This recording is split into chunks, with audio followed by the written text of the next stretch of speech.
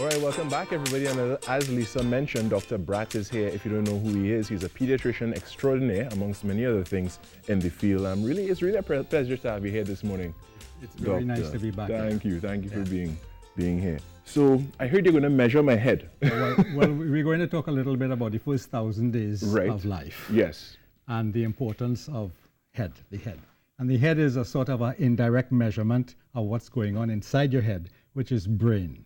So is it any indication, because the size of my head, is it any indication of brain activity or intelligence at all? Not really. Not really. All right. A lot of head sizes runs in families. Okay. So if you have a family with you have familial big head and familial small head. Yes. But well, by and large, if you think of a baby when it's just conceived, right, and the size of the brain is almost nothing. And then you think of the baby at birth and what the size of the head is, which depends on the size of the brain, and then the size of an adult.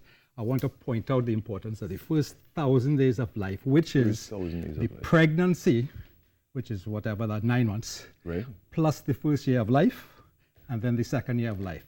It adds up to around 1,000 days, and it's key to the development of human beings. It's like the foundation of a building. Right. And it's easy to understand. If you have a strong foundation of a building, the building grows well.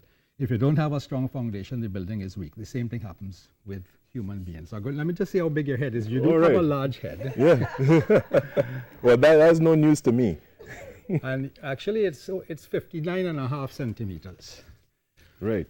In fact, the average size of a male head ranges from about 54 to about 58 centimeters. So you take 55, 56. Okay.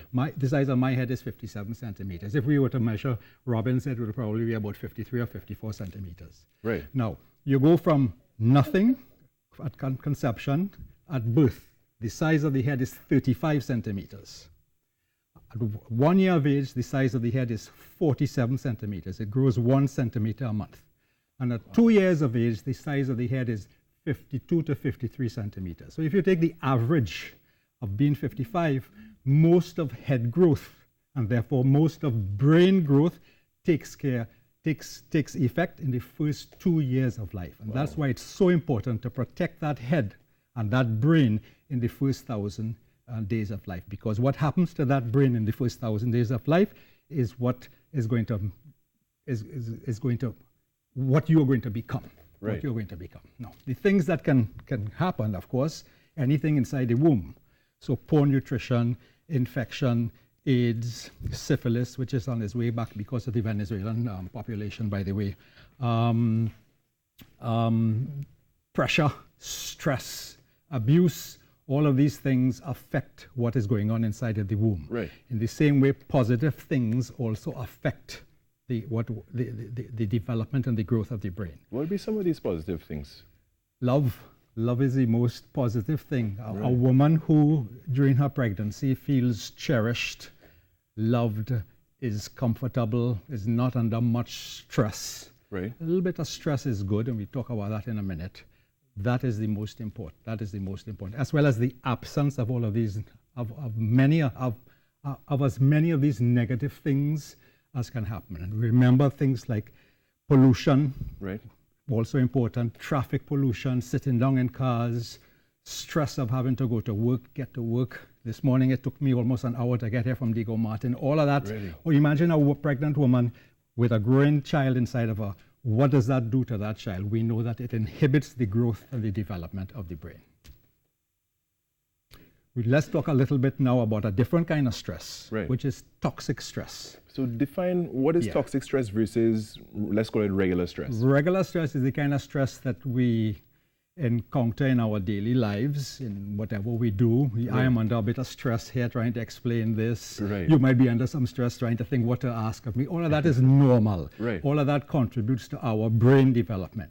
Toxic stress is, and that is intermittent stress. When we leave here, you go outside, we have a coffee, we relax, and so on. Right. Toxic stress is unremitting stress, so constant stress, which in the case of a child, there's an important component, which is that the child doesn't have an adult to help it get through that toxic stress. Right. And that is the definition of toxic stress. What are some of the examples of toxic stress? First one is abuse.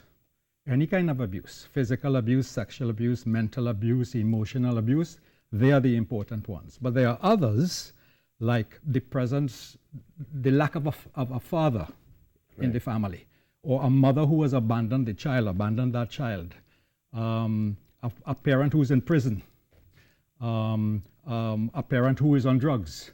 All of these are what they call, we call them adverse childhood events, ACEs. And they actually is a questionnaire that you can take. You can go onto the internet and take that questionnaire to see how many of those adverse childhood events you had, which may have affected you in the way you behave and the way you have developed as an adult.